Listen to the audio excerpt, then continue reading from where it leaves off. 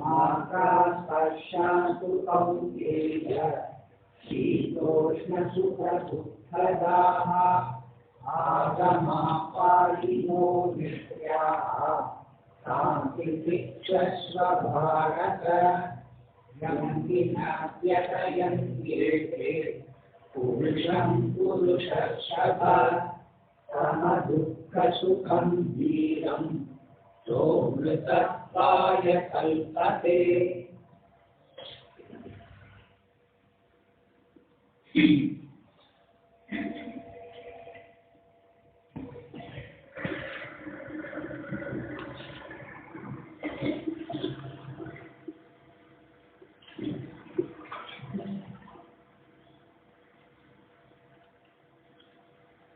The message of the Gita, he says, is given between the two armies.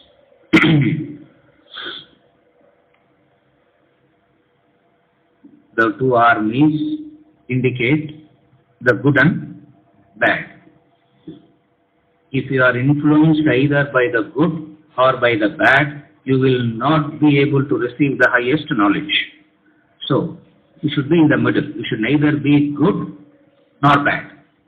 If you are in the middle, then you become qualified to receive the highest knowledge. That's the indication when he says between the two armies. On the one side is the Pandavas, represented by good. And if you are influenced by good, you will be doing good desired actions. And the other side of the army is Kauravas.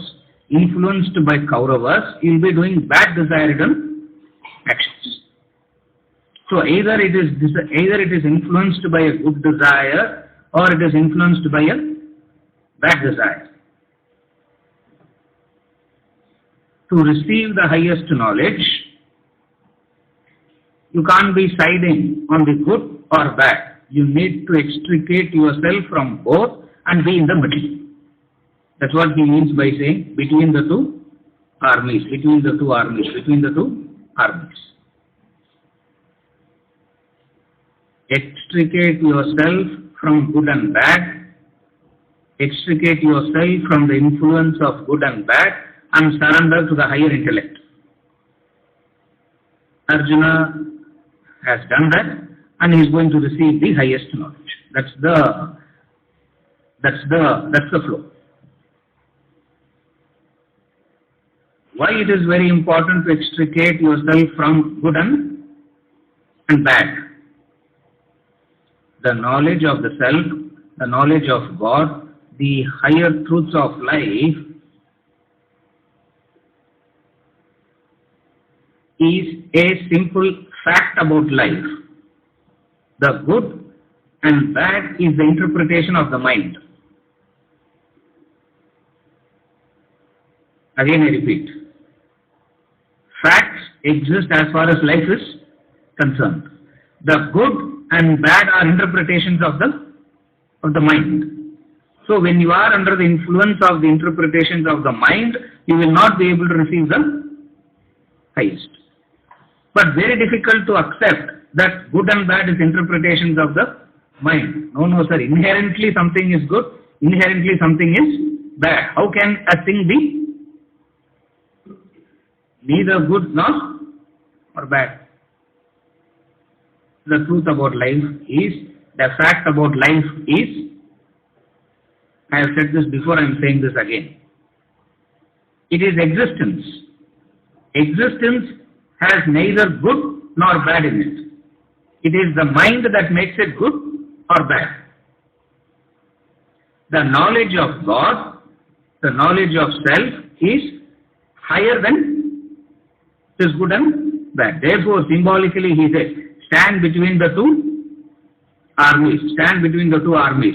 When you are standing between the two armies, you can penetratively understand good and you can penetratively understand bad. There you understand what good and bad is nothing but the same ego, the same ignorance, clothed in, it's the same ego, clothed in, imagine a corpse, imagine a body lying. You can clothe the body with three-piece, you can close the body with three-piece suit. You can cover the body with torn clothes also. Nevertheless, whatsoever the clothing is, the body is, it's lifeless. Similarly, is this good and bad? Therefore, to receive the highest knowledge, be in the center. Do not be influenced by good, do not be influenced by bad. Because good and bad is nothing but the interpretations of the mind, number one. Good and bad is nothing but your opinions, based on your experiences, based on your likes and dislikes. Again I repeat, good and bad is nothing but your opinions, based on your experiences of life, based on your likes and dislikes. If life is catering to your likes, life is very good. If everything is going your way, life is very good. If something is not going your way, life is very bad. Now, per se, life is neither good nor bad. It is your experiences, it is your interpretation that makes it good or bad. Third thing, life accommodates everything and everyone, but cannot cater to anyone in particular. Life accommodates everything, but doesn't cater to anyone in particular. If you are catered to, it is good. If you are not catered to, it's bad. Is rain good or bad? Depends on it depends on where you are, to whom, whether you have something dried up in the open terrace. It all depends on rain is good or bad. Depends on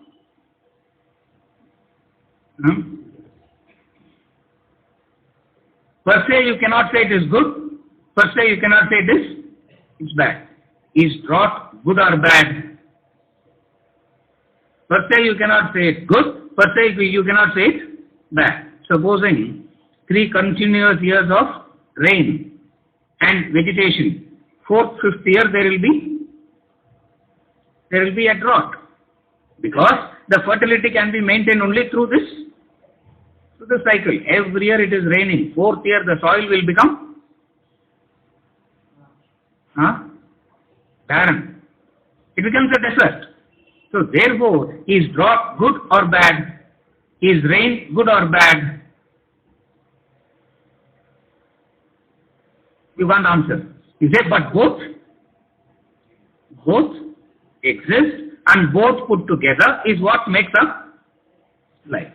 This much of objectivity is required to receive the knowledge of God. This much of objectivity is required, this much of maturity is required to receive the knowledge of the self, knowledge of God. Therefore he says, stationed between the two armies, Krishna spoke to Arjuna. What is these two armies? The good and bad. Good and bad is part of your conditioning. If you are from a different conditioning, that which is bad will look good there. If you are of a different conditioning, that which is bad will look good.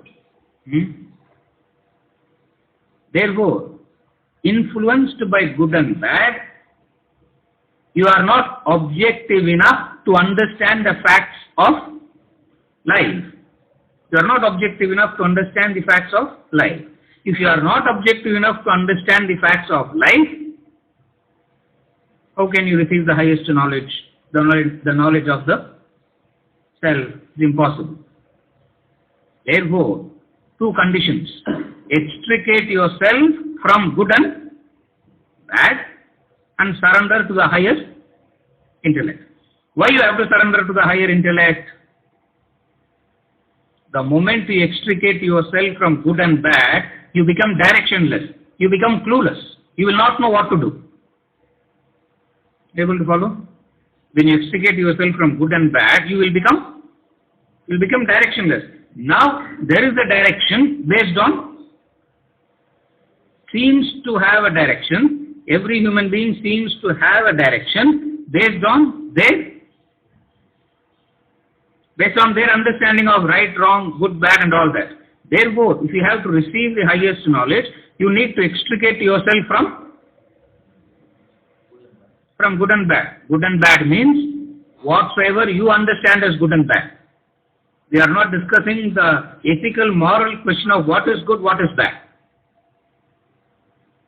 One subject is to discuss what is good, what is bad. That is discussing the moral questions, ethical questions. Krishna is not discussing what is good, what is bad. Krishna is saying, or he is indicating, whatsoever you call as good and bad is nothing but your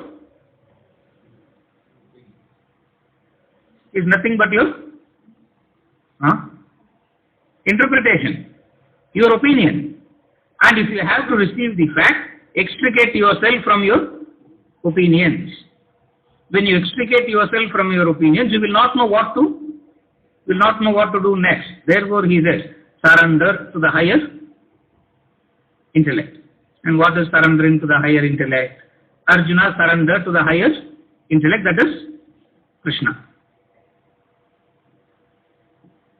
With this surrender and standing between the two armies, Arjuna is ready to receive the highest. He is ready to receive the highest. And 20 verses is going to blast the highest truth, the indestructibility of the embodied. Verse number 11.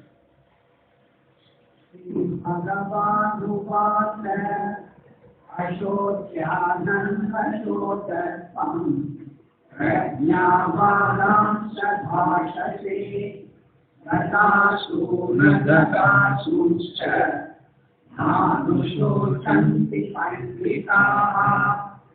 Sri Bhagavanuvāca aśodhyanandashotatvam prajñāvānaṁ sabhāṣase gatasu nagatāsuscha.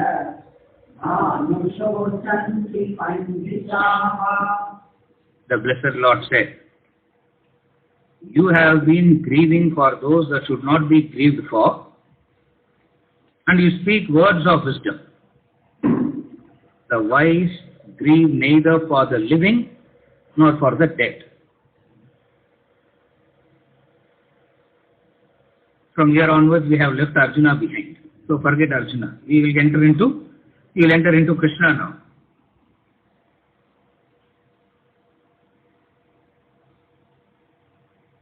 The scriptures always starts with the highest. They don't build logically and go to the highest at the end. They speak about the highest first. It is like from PhD back to LKG. Our education is from LKG to BSc. They do exactly the opposite. The highest is given first. For various reasons. The highest is always given first. Highest you should come at the end, no. So why the highest is given first? What is the highest?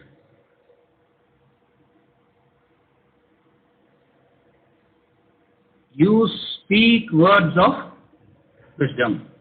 You spoke like a wise man, Arjuna. You spoke like a wise man. Everyone speaks with the assumption that he or she is wise. The moment you understand that you are not wise, you will not speak. If anyone is speaking, it means, that's what he's saying. The wise, you spoke words of wisdom. All speech arises from an underlying assumption. What? I know what I am speaking. I know what I am speaking. I know what I am speaking. But according to what I know, sir, according to what you know, there is nothing that is. Because the proof of wisdom is what? That's what he said. Starting point, the highest. The proof of wisdom is there is no grief. The proof of wisdom is no grief.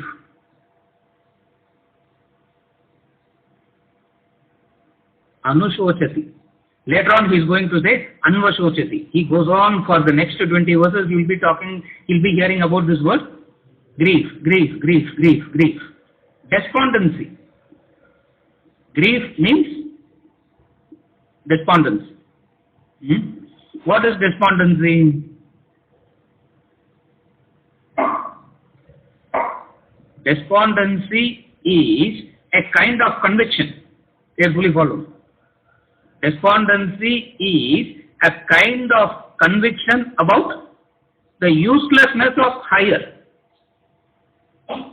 Despondency is a kind of conviction about the uselessness on the right course of action. Despondency is a kind of conviction about the uselessness of very activity itself. That state is called despondency. Extreme dejection. A kind of conviction about, it's a kind of conviction about what? About the uselessness of effort, about the uselessness of action, about the uselessness of anything higher. That state is called despondent. Dejection, what they call as depression.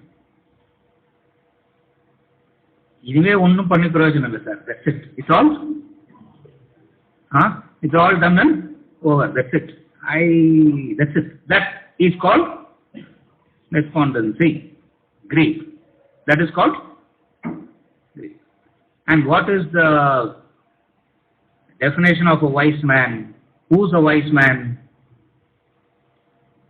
Neither grieves for the living nor for the dead.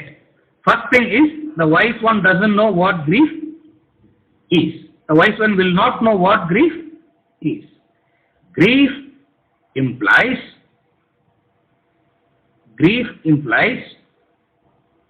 despondency implies what? When will you get into a grief? Grief happens when? When will you grieve? The loss. Grief comes when there is a loss. That's all. Grief comes when there is a loss. Imagine that analysis. Sorry, not imagine. Remember that analysis. What is the loss of a pencil? What is the loss of a wristwatch? What is the loss of a car? What is the loss of a house? What is the loss of the entire family? Grief arises from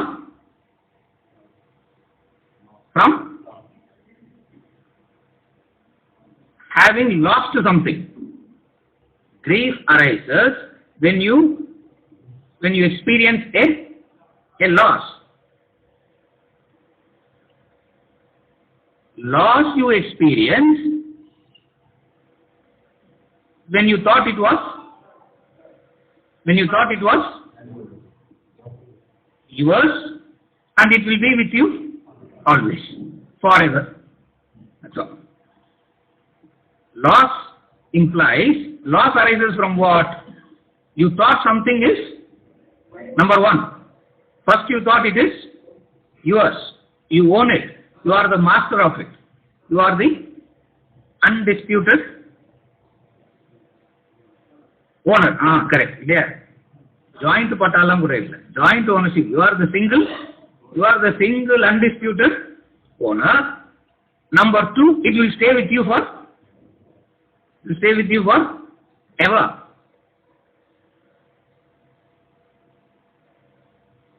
When it slips away from you, you experience a loss, and that loss leads to grief. Wise one doesn't experience any grief because, work backwards. Wise one doesn't experience any grief because he sees no loss. He sees no loss because he claims no ownership about anything. Number two, he understands what? Everything is bound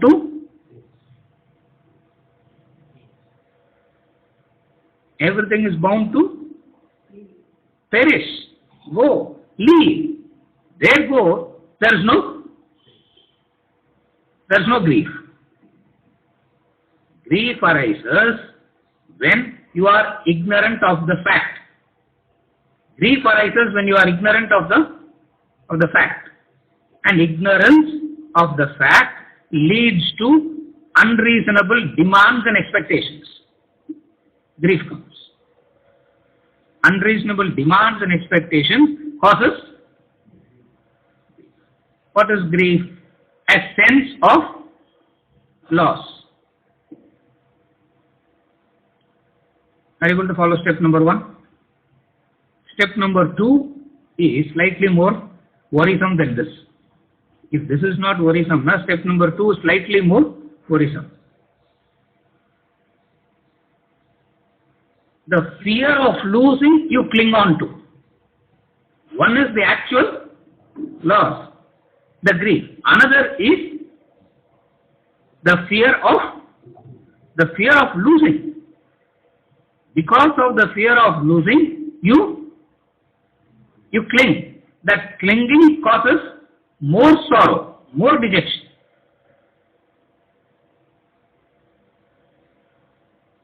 In case if I lose, what will happen? In case if I lose, what will happen? In case if I lose, what will happen? What will happen? Nothing will happen. You will become that much free so that you can start something fresh and so on. You become that much free. But it becomes very difficult to accept it. Grief. The wise Arjuna neither grief. He doesn't know what grief is. And understand the very source of grief. Understand the very nature of grief. The very source of grief, the very nature of grief arises from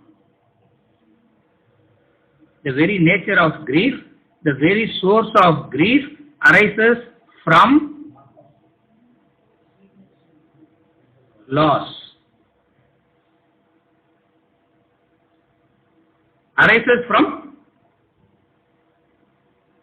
loss. You count a loss, or you assume a loss, or you are afraid of a loss. Nevertheless, it's all about, grief is all about losing.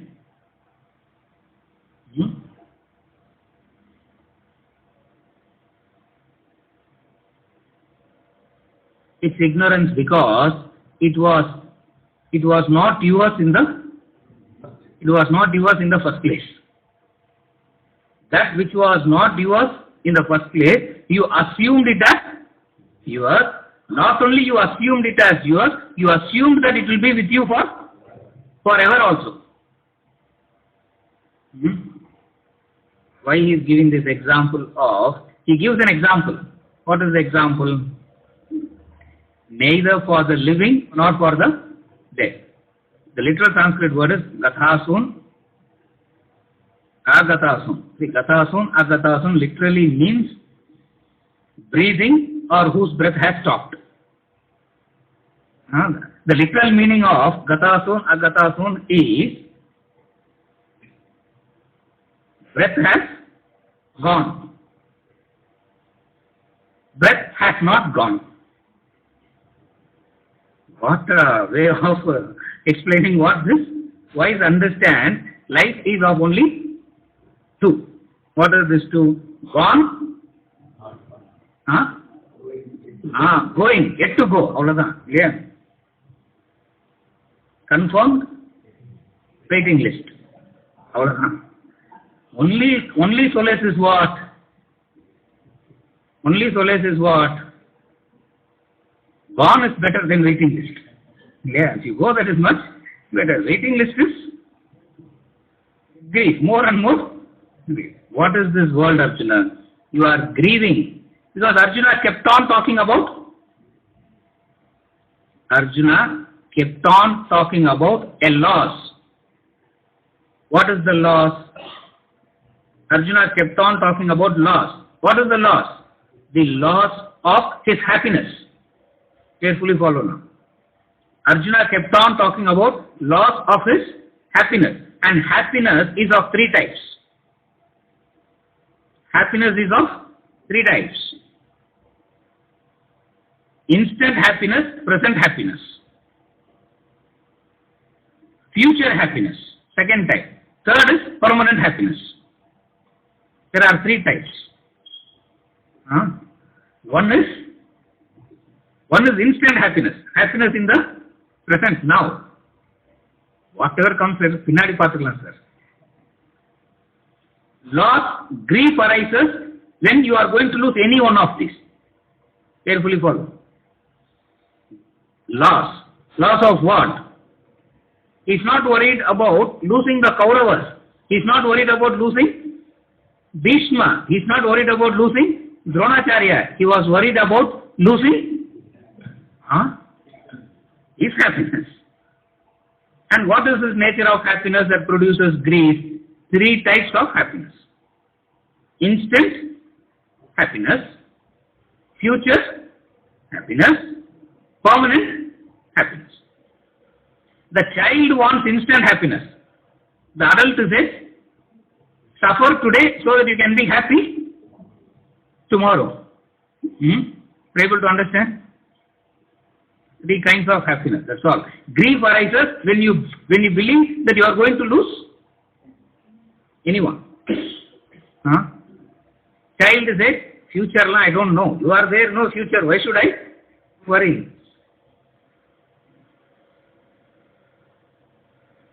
Supposing if I tell my daughter, no, you have to study well and take care of your future. She will turn around and ask, what are you doing about it? Because my future is your problem. All that I want is happiness now. So, the first kind of happiness that the mind seeks is instant. Grief arises when you lose the instant happiness. But then, you can compensate it by saying, it's a kind of justification. You can compensate it by saying, it's a kind of trade-off. What is the trade-off? Ipo kashtapatta kuda future we can be happy. And that future God only knows when it will come. The future's happiness. When you are young, you think, you prepare for the happiness of the future. When you become old, you prepare yourself for happiness after life. That's why suddenly the person starts doing good, suddenly he starts going to temples, suddenly he starts doing everything that he wasn't doing. Nevertheless, happiness and grief is the loss of happiness. The loss of happiness. and you speak words of wisdom. And you speak words of wisdom. What all Arjuna spoke. He said, women will perish.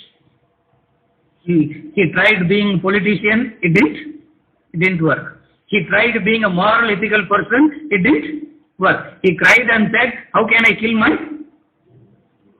my teacher? It didn't work. He said, Krishna, at least kingdom you want, tell me, I will fight it for your sake. That also didn't work.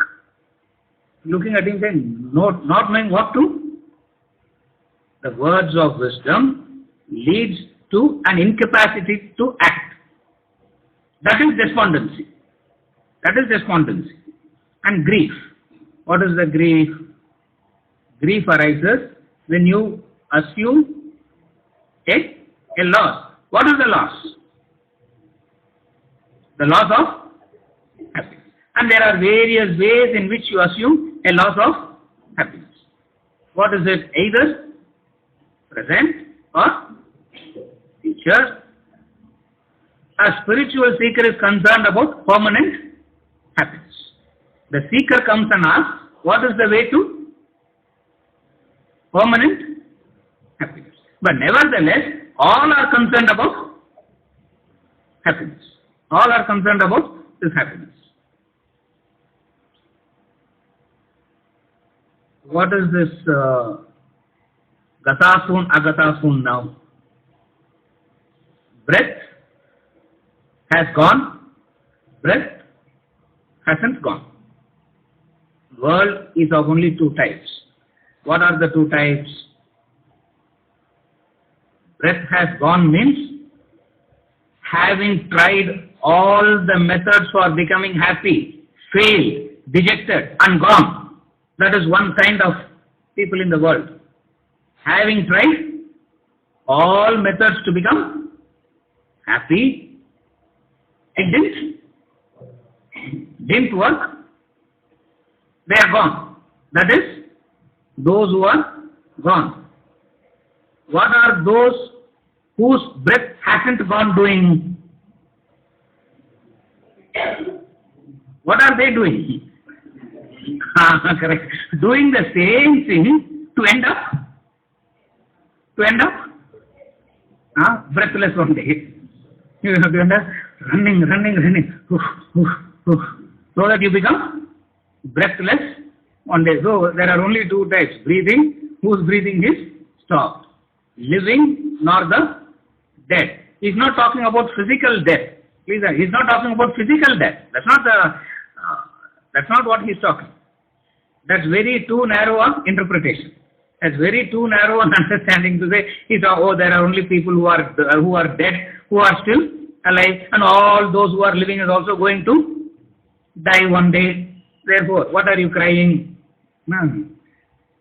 You don't need a Krishna to come and tell you this. Yeah. Just 2 pegs is enough to 2 pegs is enough to give you that wisdom. But where you need Krishna?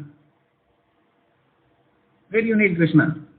You need Krishna to come and say, what they tried and they failed, they went away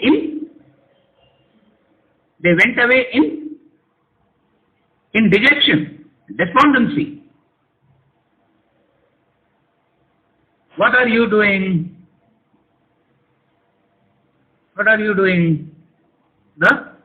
The same thing you are also doing. But you speak words of wisdom. Doing the same mistake again and again and again. You speak like a wise man. You have been grieving for those that should not be grieved for. A very immediate, instant interpretation is, Kauravas are all very bad people, vicious people. Why grieve for them? It's a very narrow interpretation. It's a very straightforward, simplistic interpretation. You grieve for those that should not be grieved for. Means,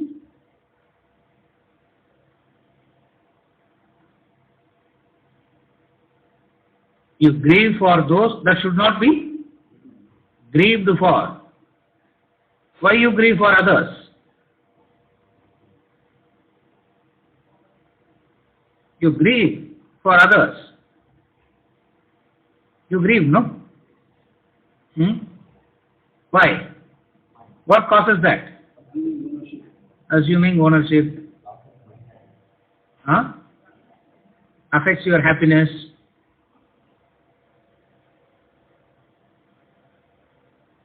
Huh? I can't hear.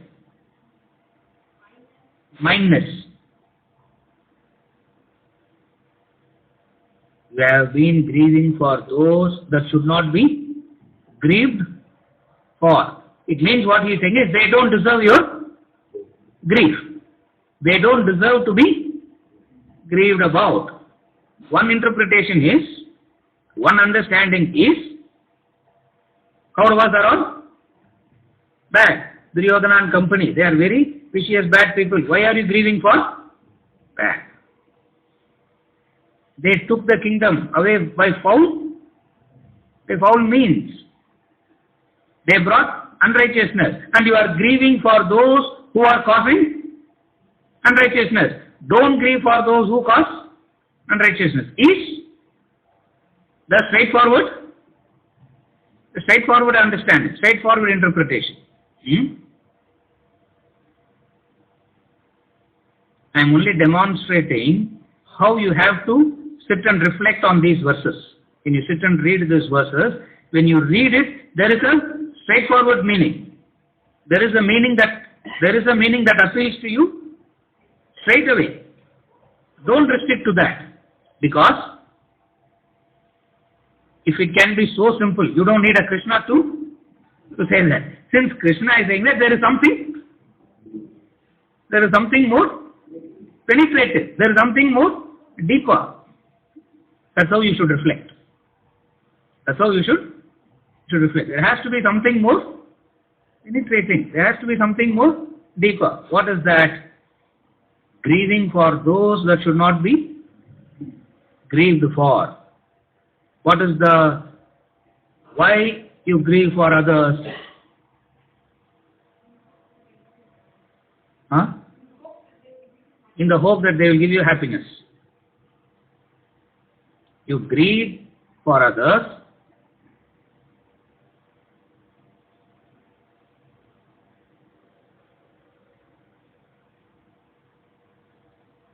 you grieve under what condition? Grief arises when there is a loss. Grief arises when you experience helplessness. That's why you just don't know. Carefully follow. Grief arises when you experience helplessness. You are so completely helpless. You are so utterly helpless. You don't know. You don't know what to do. So you come and ask, do something new. Can't you do? Can't you do something? You go to God and say, do something. Do something. Do something. So that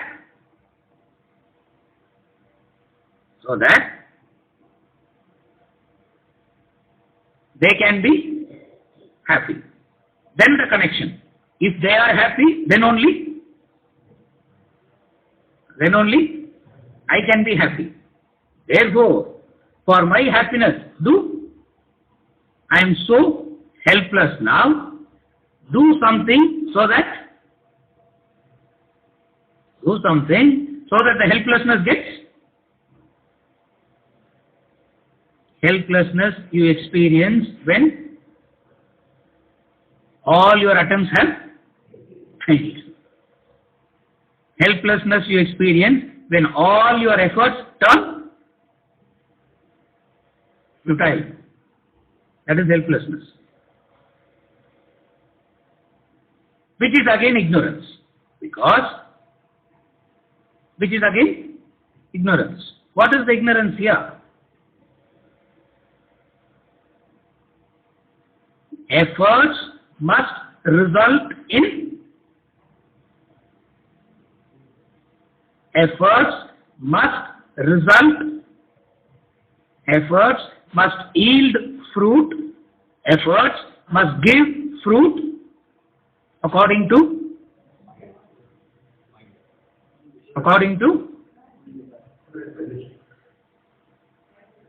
your expectation, your will, according to your terms and conditions.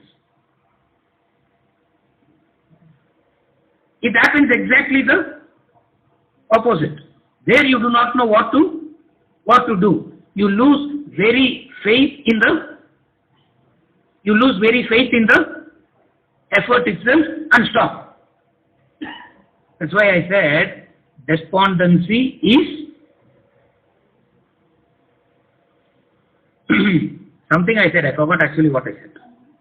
A kind of despondency is a kind of conviction. A state of grief is a kind of conviction where you give up action because the past actions all have turned what? Useless, futile. Ellam panni to come to this condition, it's useless, sir. Might as well don't do anything. Grief arises when for those that should not be grieved for. You grieve for others. The grief for others assumed comes from the assumption. What is the assumption? You can cause them happiness. You can cause someone happiness. And you try to do that, and your efforts go futile. There you become despondent and say, what? எவ்வளோ பண்ணாலும் இவங்களை திருப்தியே பண்ண முடியாது. How much ever I do, correct, no? Are you able to understand now? That is despondency. That's the state of rejection, where you assume that you can cause happiness to another. What you don't understand is, you can neither cause happiness nor sorrow. But you assume that you can cause happiness. Out of this assumption, you do a series of actions. You do a set of actions. And the end result is what? Exactly the opposite. As a result of this, what you do? You give up the very action. You give up the very action. What action you give up? What action you give up? Obligatory actions. That which ought to be done, you stop. You stop doing. Obligatory, you stop that which ought to be, stop that.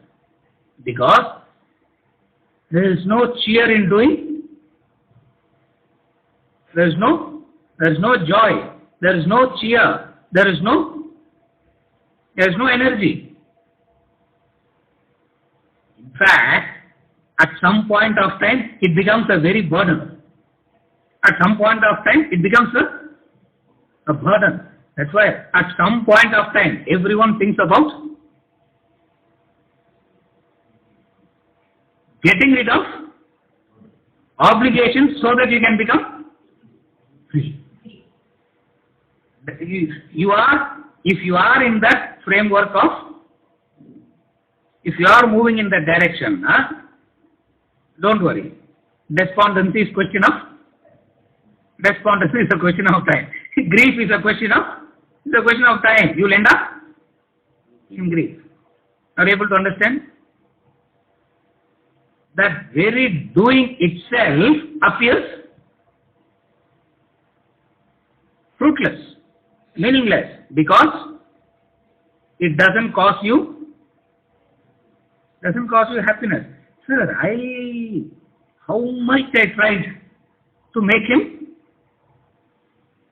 him happy, or how much I tried to make her happy. The assumption here is you can make somebody happy.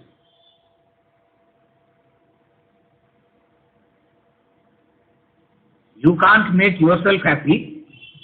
How can you make another happy? You can't become wise. You are not wise. How can you make others wise? Correct. That's all. You yourself is not wise. How can you make another wise? If you yourself is not happy, how can you make another happy? But that is my responsibility, no? That is my obligation, no? Obligation is not to make another happy. Obligation is to do that which you ought to do. That's all it is. Happiness or unhappiness is not. Arjuna is completely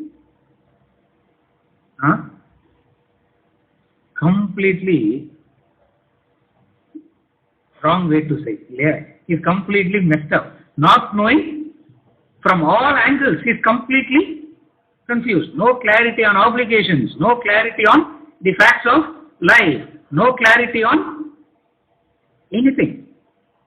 And yet, he spoke like a... And yet, 55 verses of wisdom he gave to Krishna. 55 verses he spoke. No, Krishna takes revenge. 650 verses he speaks in return. Yeah, you speak for 5 minutes. Yeah. It's exactly like that. You ask a question for 2 minutes, 1.5 hours lecture you listen, no? You think, oh my God, nothing about why did I even ask that question for one question, why? Long answer. Yeah, Krishna. Yeah, we follow Krishna very faithfully in all that. 650 verses of wisdom. What is the wisdom? Number 1, you grieve for those that should not be grieved for. Meaning, all your grief is in the wrong areas. That's what he's saying. You are grieving in all your grief is moving in the wrong areas. You have assumed the control. Arjuna, his thinking was by killing is going to cause unhappiness to others. I am doing only this for others. See, for me, I don't need anything, sir. Talk to anyone. No one will say, I am doing this because I want it. At least that much of straightforwardness we should. Yeah. But then they will not say. They always say, I don't want, sir. See, left to me, no, even Krishna is not a great sannyasi like me, because even Krishna seems to do certain things. But all this I am doing for whom? For them. Who that them is God only? Who that others is God only? God only knows who the others. Your direction is wrong. Grieve. If at all you want to grieve for yourself. Don't grieve for others. If at all you want to grieve for yourself. When you grieve for yourself, mumukshatva comes. When you grieve for others, what will come? When you grieve for yourself, not self-pity. Please understand, it's not self-pity. What a bad person I am.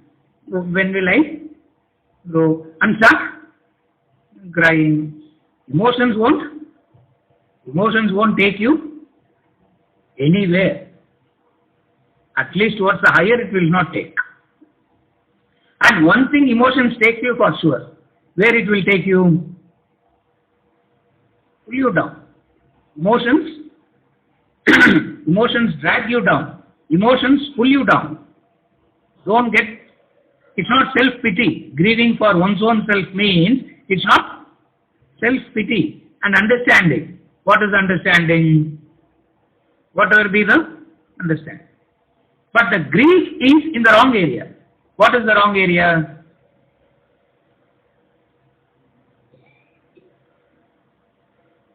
Ignorance is to think that you can save one.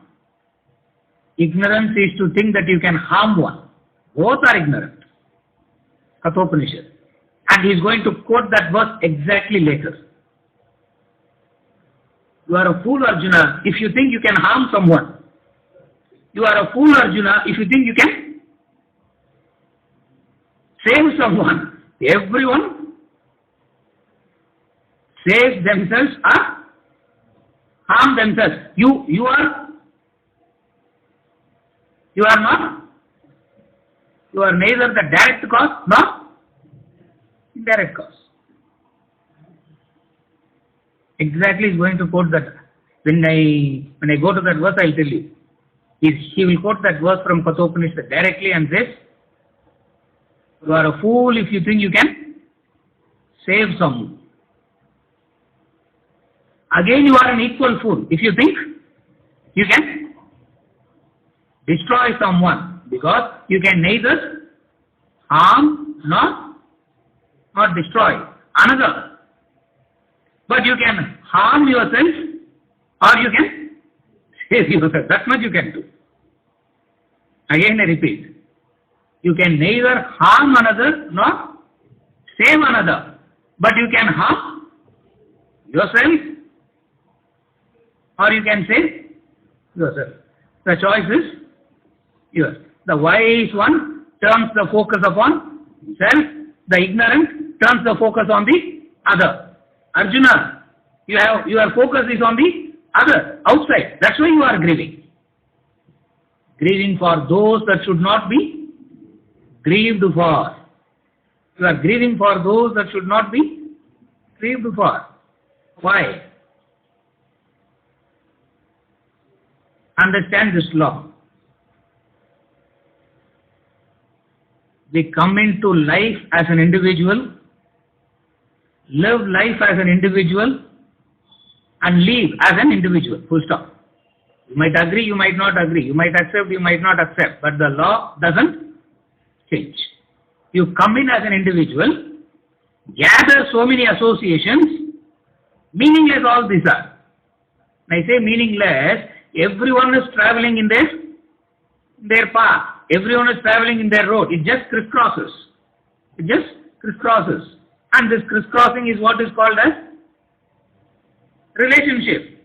Only to continue your journey and the person continues this journey. Unnecessarily you arrogate. Arrogate what? Unnecessarily you arrogate an obligation where it is not there. Unnecessarily you assume a role which is not there. What is that assumption? I have to save. I have to save. Save what? Save that which you like. See, supposing, imagine,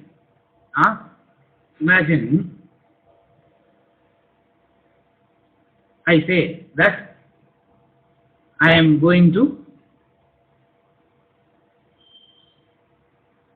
open a club. I'm not going to open, I'm just saying. I am going to open a club.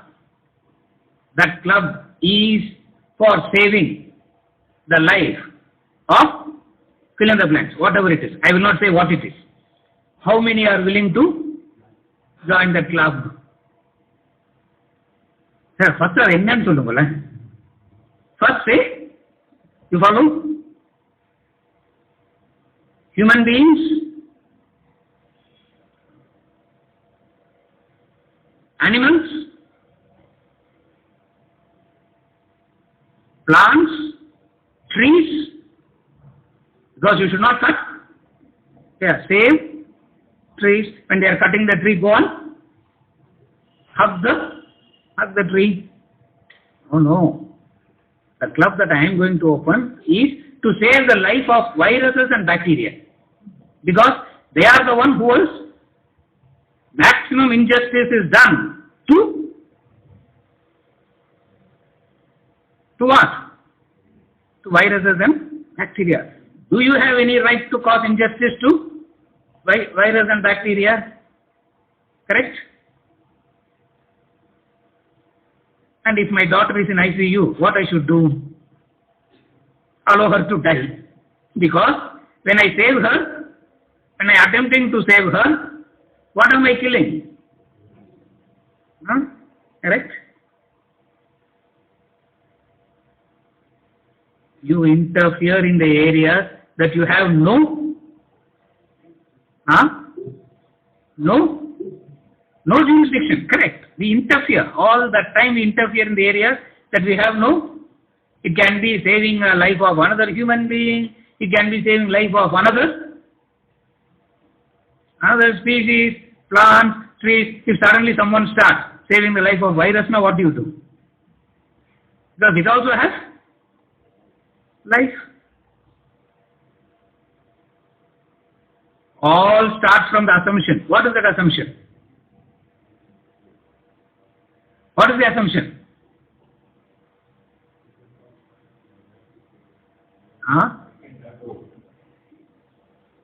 We do not know what it is to live within a boundary. We do not know what it is. We need to cross that boundary. We have to cross that boundary. We do not know what it is to live within a boundary. And we have legalized, legitimized interferences. We have legitimate ways of interferences. We have legalized interferences.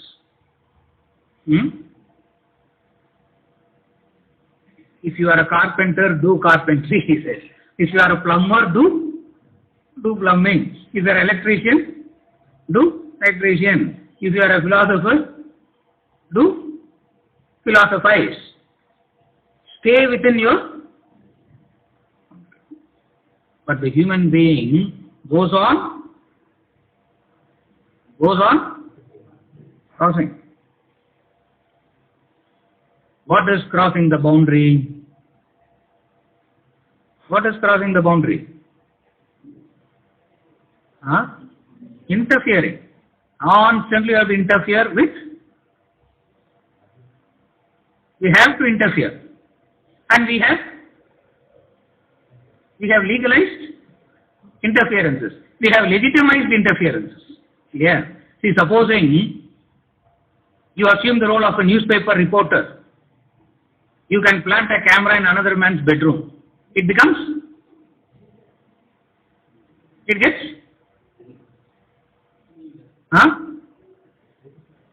legitimate, no? Correct, no? All that you have to say is what? I am not doing it for you. It is for what that lady Diana did is her business. Now she wants to run away with someone. Who is to bother about it?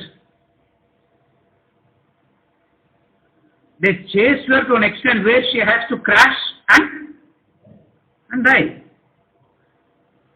No one is sued for that, no? No one was hanged for that, no? You understand? But then it gets so that interference gets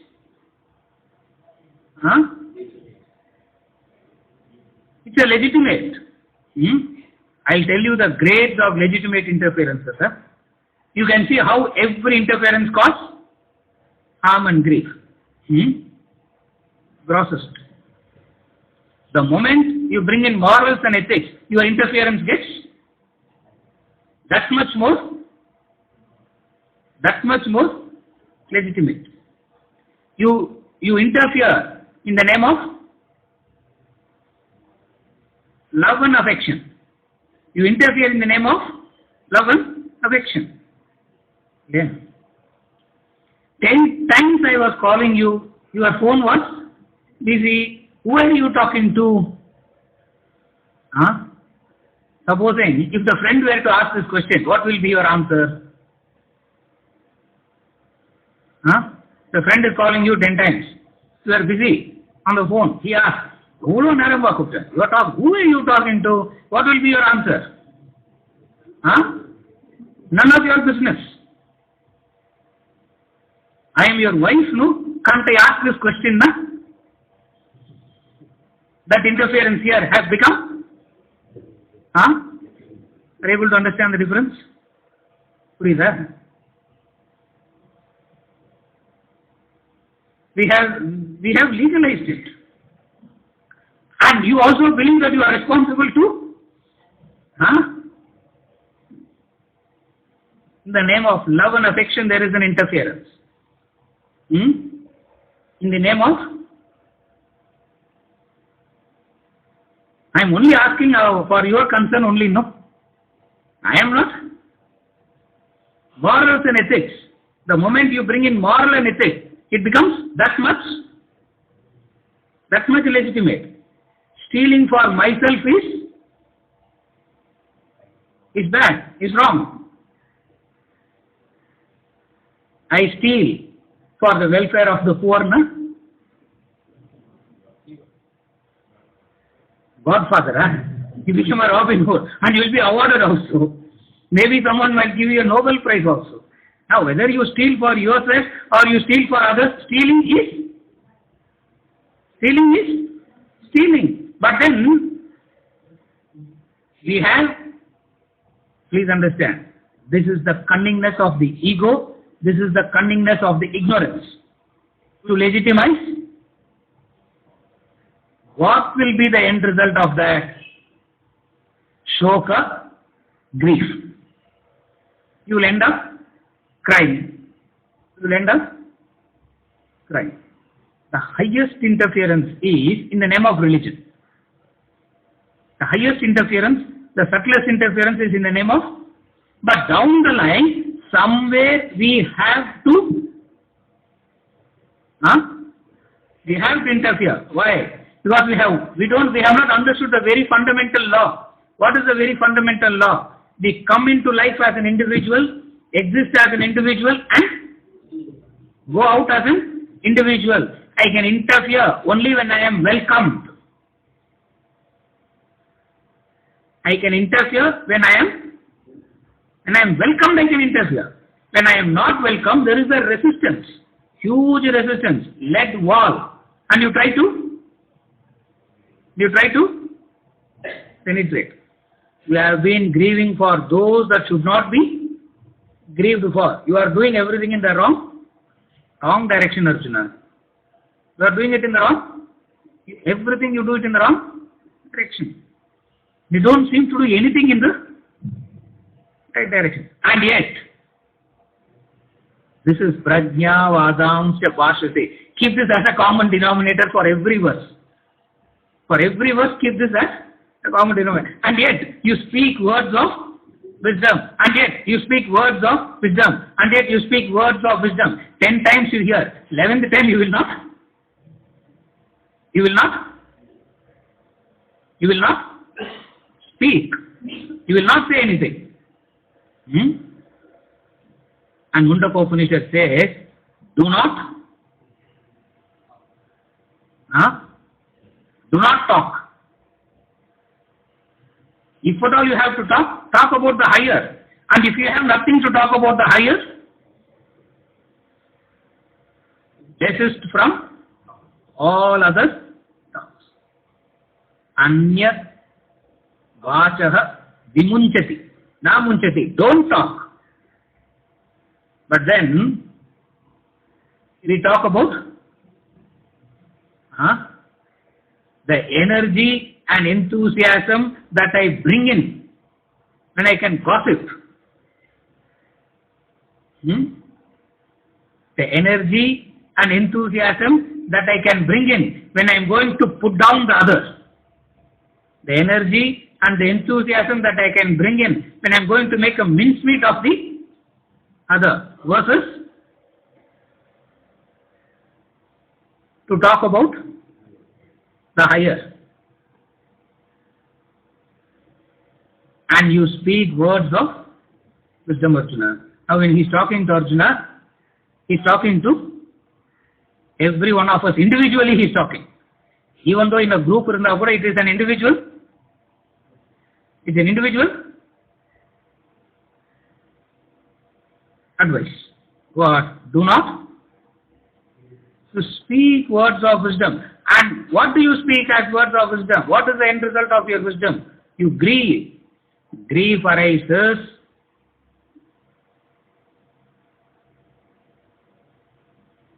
everyone comes in as an individual, exists as an individual, and go back.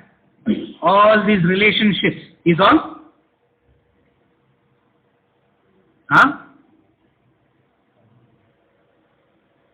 these relationships is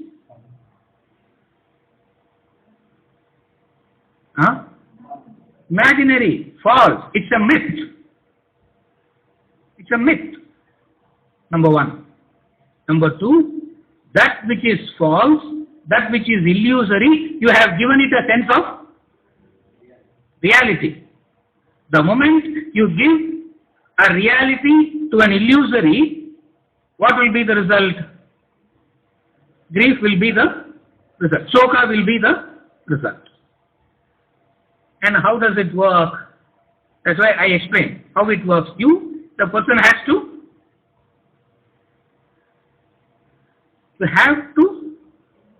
interfere. You cannot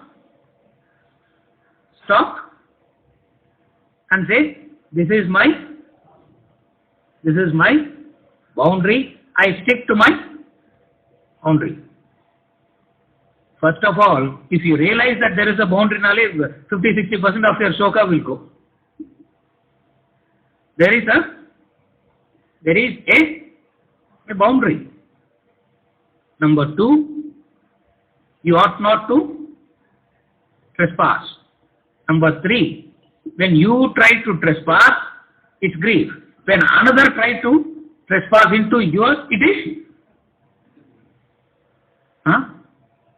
suffocation. When someone tries to interfere into your boundary, it is suffocation. When you try to interfere into another boundary, it is suffocation. But is it not our duty to help when someone is in trouble? When someone is in need, is it not our duty to go on? Save, help. You are seeing them in trouble. Are they realizing that they are in trouble? Number one. But out of ignorance they don't realize, sir, but it is our duty to make them realize that they are in trouble and then give solution also. The other person says, your Vedanta class, keep to yourself. This is the Vedanta class. La? You go there, that man frustrated you, and you come and now frustrate us.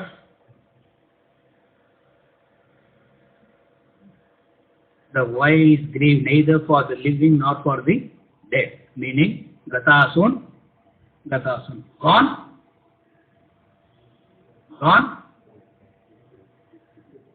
Going. Yet to go on, going. The question is what? The whole beauty is what? The whole beauty is, we do not know when, we do not know how. That's the whole beauty. What are you grieving for, Arjuna? You are grieving for those that they don't deserve to be. He is not talking about Kauravas as bad people, therefore they don't deserve. He is not talking in that sense. You have no right to interfere in others. Who's other? Others doesn't mean those who are living in Argentina.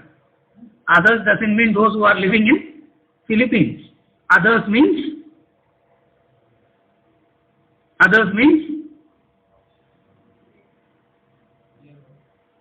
near ones, near ones. Others means those who you have assumed as yours.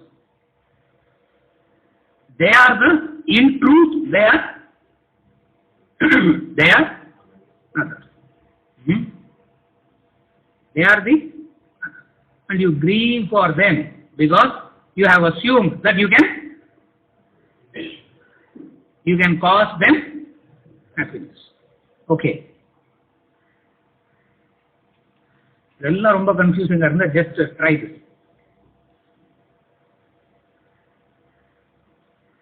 Try and make someone happy. Pick up someone, whoever you think is deserving of that effort of yours, whoever you think, and try and make that person happy. Straight away you will end up in grief. Straight away you will end in grief because you are trying to penetrate a lead wall, an iron curtain. You are trying to penetrate. You will end up in exactly the opposite of it. Is what you have a boundary. Stay within that boundary. Stay within that boundary, doing your obligations. Stay within that boundary, performing your obligations. You will not know what grief is. Not only you will not know what grief is, you will reach the state of permanent happiness. That state of permanent happiness is what is called as moksha, liberation.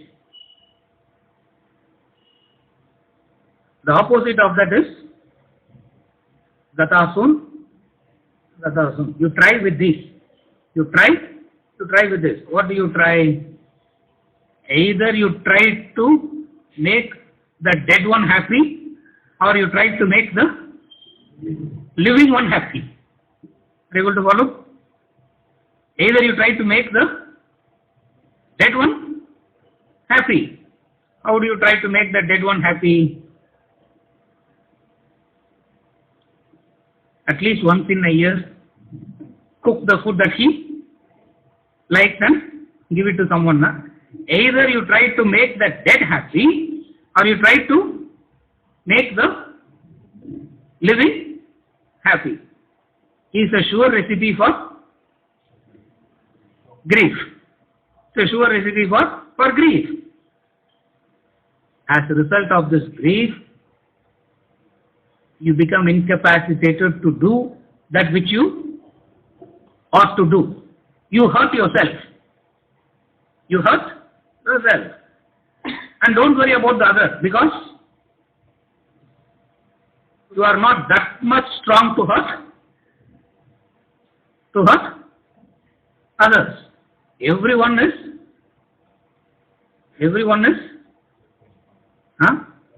hurting themselves.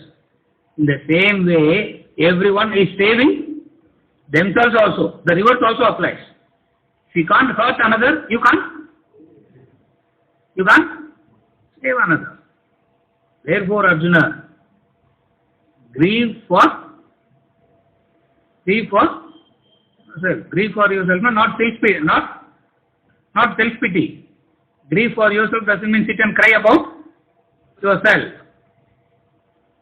Understand that there is a boundary and you ought to stick within the boundary. If you do not know where your boundary is, if you do not know how to define the boundary for yourself, that's why he says surrender to the higher intellect. That higher intellect says this is your boundary, stick to it. Whether to stick to it or not is your choice again. But you will not know how to draw the boundary for yourself. Therefore, you have to surrender to a higher intellect and ask, what is the boundary? And the higher intellect says, this is your boundary. Tasmat Shastram Pramanam Te. Shastra has defined that boundary for you. You will not know how to define it for yourself. And when what Shastra defines it as? How Shastra defines the boundary? It says everyone is an individual having their individual paths. It so happens that you both travel together like a co-passenger. Supposing, imagine, from Delhi to Chennai, if you are traveling in the train, it will take 2.5 days, 2 days. After a while, you start picking conversations, you start developing associations, you start developing relationship also. And yet, the truth is what?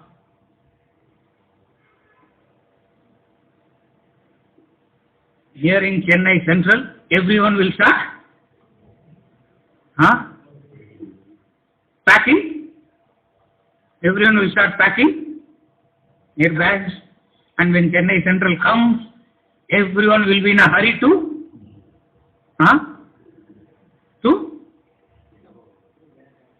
go their direction. This is life. You are grieving for those to whom you have no connection whatsoever. Then whom are you connected to originally? Your original connection, your only connection is with God, is with self. Attend to that. That's all. Don't attend to anything else. That's the highest. And you have to bear with Arjuna because he's going to bear with Krishna because he's going to talk about the highest. Aprama konja verses he will come down to our level and start. Then we'll become very comfortable. Sir, Arjuna way better this for Krishna. Yeah, at least in Arjuna we found lot of useful tips. Krishna nothing useful is there. Your only connection is with the highest.